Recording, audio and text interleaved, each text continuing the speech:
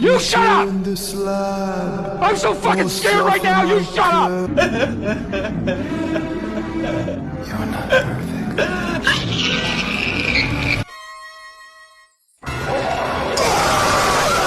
I'm the spirit of this fool. जहां पर बाकी कार्टून्स आपको हंसाया करते थे और टोटली बच्चों की तरह ट्रीट करा करते थे, वहीं पर करेज द कावर्डली डॉग एक लौता ऐसा कार्टून निकल के आता है जो कि सच में हमें नाइटमेयर्स दिया करता था। इस शो की वाइब, विलन्स और हमारा purple doggy in the middle of nowhere आज भी हमें चिल्स दे सकते हैं। तो आज इस वीडियो में हम इस कार्टून की ऐसी चीज़ों के बारे में डिस्कस करेंगे जो कि इसे the most scariest cartoon ever made बनाती हैं। एंड वीडियो के एंड में हम आपको करेज द कावर्डली डॉग से रिलेटेड ऐसे फैक्ट्स बताएंगे जो कि आपको इस शो को रिविजिट करने पर मजबूर कर देंगे। तो चलिए पता करते हैं why courage the cowardly dog is the scariest cartoon ever made. इस कार्यक्रम को रोककर हम आपके लिए लाए हैं करेज द कावर्डली डॉग शो।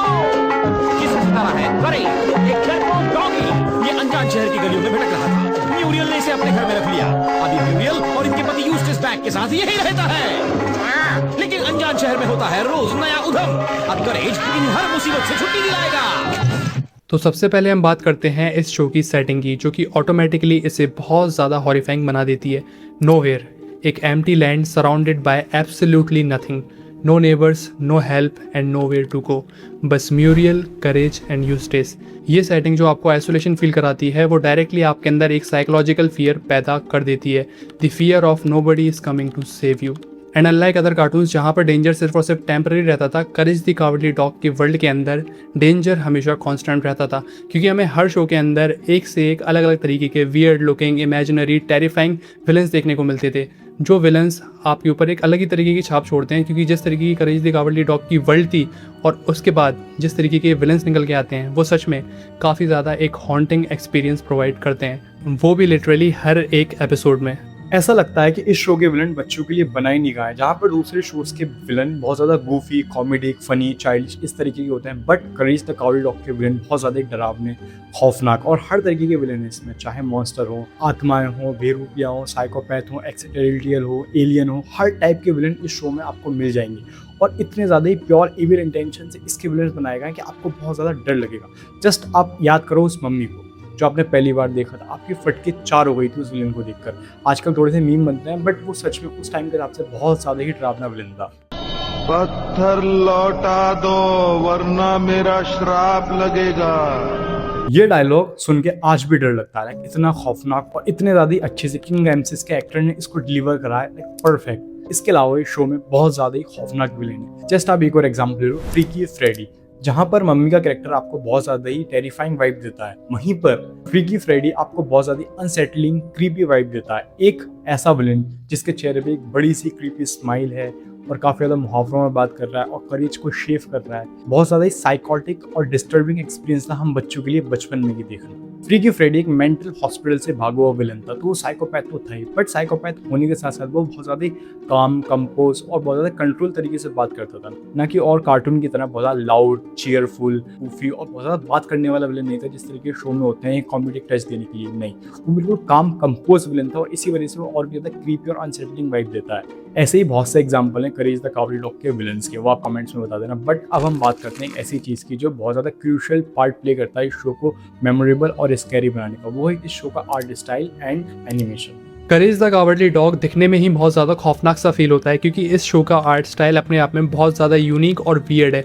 जहाँ पर बाकी शोज सिर्फ और सिर्फ 2D एनिमेशन यूज़ करा करते थे, वहीं पर Courage the cowardly dog 2D animation, CGI and realistic textures को ब्लेंड करके आपको डराया करता था। एंड इवन कुछ एपिसोड्स में तो बहुत ज़्यादा यूनिकली एंड आर्टिस्टिक अप्रोच के साथ ये शो आपको डराया करता था। एंड इसका रिजल्ट क्या निकल के आता है, आप एक ऐसी वर्ल्ड विटनेस करते हो जिससे आप कभी फेमिलियर ही ना हो। करेज द कावर्डली शो देखते हुए ऐसा लगता है कि इस तरीके का शो, इस तरीके का कार्टून आपने देखा ही ना हो। एंड इवन कुछ एपिसोड्स तो इतने ज़्यादा ही वियर्ड हो जाते थे, लाइक चेहरों का हाइपर रियलिस्टिक हो जाना, बैकग्राउंड का लाइफलेस और बिल्कुल एम्प्टी हो जाना। ये सारी चीज़ें मिला के ये शो आपको एक कॉन्स्टेंट डिस्कम्फर्ट में रखता है जब भी आप ये शो देखते हो। ऐसा लगता है कि मानो something is not right. And इसके ऊपर चार चांद लगा देता है करेज द कावर्डली डॉग का म्यूज़िक। लाइक लिटरली जितना वियर्ड ये शो अपने आप में था, उससे भी ज़्यादा वियर्ड इसका म्यूज़िक निकल के आता है। वो डिस्टॉर्टेड वॉइसेस, अननेचुरल इकोज और अचानक से बिल्कुल वो खामोशी सच में आपको एक अनफॉरगेटेबल एक्सपीरियंस प्रोवाइड करता है हर एक एपिसोड में। लाइक लिटरली इस शो का background music itself is a nightmare. And even इसी वजह से इस शो की वाइब और विलन आज भी आपके दिमाग में छपे हुए हैं, क्योंकि इसका म्यूज़िक, इसका आर्ट स्टाइल और इसकी जो वॉइस एक्टिंग है हर एक कैरेक्टर की, वो सच में अनलाइक एनी अदर कार्टून की तरह निकल के आता है। एंड स्पेशल मेंशन जाता है करेज की वॉइस एक्टिंग को। वो कांस्टेंट डर, पैनिक और एंजाइटी उसकी वॉइस में जो फील होती है, वो आपको भी उतना ही हेल्पलेस महसूस करा देती है, उतना ही डरा हुआ महसूस करा देती है जितना करेज फील करता है। Hey, Shadow! Are you down there? हमने अभी जितनी बातें करी इस शो के बारे में वो सारी बातें सही हैं, चाहे इसके एटमॉस्फेयर की हो, चाहे इसके विलन्स की हो, चाहे इसके म्यूज़िक की हो, चाहे इसके आर्ट स्टाइल की हो, बट इन दी एंड ये शो लोनलीनेस के बारे में था, अकेलेपन के बारे में था। एक पपी जिसने अपने पेरेंट्स को बचपन में ही खो दिया एंड फिर उसको एक फैमिली मिली, उस फैमिली में भी उसे यूस्टिस टॉर्चर करा करता था, अब्यूज़ करा करता था, उसे मारा करता था। एंड वहीं पर म्यूरियल जिसके लिए वो बहुत ज़्यादा लॉयल था, उसे बहुत प्यार करा करता था, उसके लिए कुछ भी कर सकता था। एंड फिर शो में एंट्री होती है इसके विलन्स की। वैसे तो करेज बहुत ज़्यादा ही डरपोक और बहुत ज़्यादा ही फट्टू किस्म का डॉग था, बट वो म्यूरियल के लिए एंड कभी कभी यूस्टिस के लिए भी कुछ भी कर सकता था।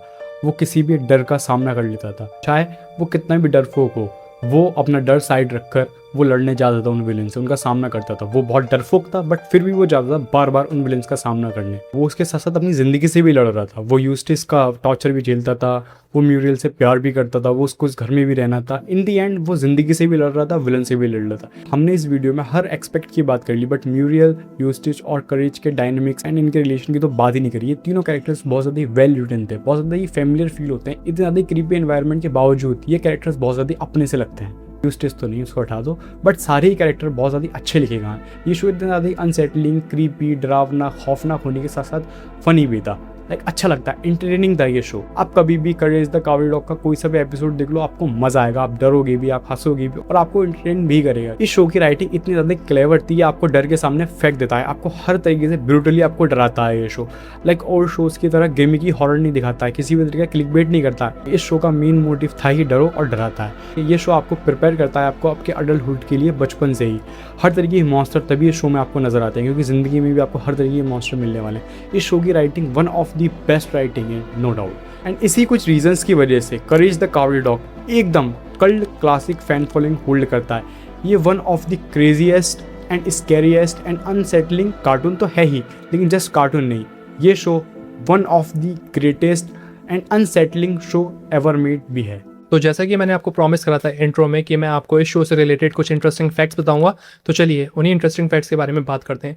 तो सबसे पहली बात तो करेज द कावरडी डॉग क्रिएशन है जॉन आर डिलवर्थ की, एंड ये शो पहली बार एयर होता है 1999 में। बट इससे 3 साल पहले 1996 में जॉन आर डिलवर्थ ने हना बारबरा के साथ कार्टून नेटवर्क के लिए एक शॉर्ट फिल्म बनाई थी, the chicken from the outer space, जिसमें हमें करेज, म्यूरियल और यूस्टिस देखने को मिलते हैं। एंड इवन 1996 में ये अकेडमी अवार्ड के लिए भी नॉमिनेट होती है, बट अनफॉर्चुनेटली वॉलिस एंड ग्रॉमिट से ये हार जाती है। बट इस शॉर्ट फिल्म पे जो ओवरवेलमिंग रिस्पॉन्स आता है ऑडियंस का, उसी वजह से हमें आगे चलकर 1999 में एक प्रॉपर शो देखने को मिलता है courage and the Cowardly dog नाम से। एंड इसी के साथ साथ जॉन आर डिलवर्थ ने करेज के कैरेक्टर की इंस्पिरेशन अपने ही बचपन से ली है, क्योंकि वो बचपन में काफ़ी ज़्यादा डरपोक थे, वो हर चीज़ से डरा करते थे। बट इसी एलिमेंट को लेकर उन्होंने करेज को क्रिएट करा एंड शो को क्रिएट करा। एंड इसके साथ उन्होंने जिस तरीके से हॉरर एलिमेंट को भी मिला के इस शो को बनाया है, वॉज जस्ट ब्रिलियंट। एंड इसी के साथ साथ काफ़ी ज़्यादा थ्योरीज हैं जो city courage the Cowardly dog में दिखाई गई है। कांसास जो नोवेयर जगह दिखाई गई है, वो न्यू मैक्सिको के एक घर से इंस्पायर्ड है। जिस तरीके से आप करेज द कावरडी डॉग में वो घर देखते हो, उसी तरीके से एक घर रियल में भी एक्सिस्ट करता है, लिटरली नोवेयर में, जहाँ पर दूर दूर तक कोई नहीं रहता। बट उसी घर से 100 मील दूर एक काफ़ी ज़्यादा स्ट्रेंज और वियर्ड कपल सच में रहा करता था, जो थे मार्गरेट और विलियम। बट 1957 में वो भी अचानक से डिसअपियर हो जाते हैं। तो ज़्यादातर लोगों का मानना यही है कि इन्हीं कपल की इंस्पिरेशन से जॉन आर डिलवर्थ ने यूस्टिस और म्यूरियल का कैरेक्टर क्रिएट करा था। एंड करेज का कैरेक्टर तो फिर उनके बचपन से है इंस्पायर्ड। तो बस यही थे कुछ फैक्ट्स और theories courage the Cowardly dog से रिलेटेड। एंड आप अपना पर्सनल फेवरेट एपिसोड और विलन कमेंट में लिखना मत भूलना। एंड आप इस शो को कितना ज़्यादा पसंद करते हो। पर्सनली मुझे ये शो काफ़ी ज़्यादा पसंद है, क्योंकि ये शो अपने आप में बहुत ज़्यादा डिफरेंट और यूनिक वाइब कैरी करता था। बाकी अगर आपको वीडियो पसंद आई हो तो लाइक कर देना, एंड मिलते हैं इस और वीडियो में। I guess that's it the movies.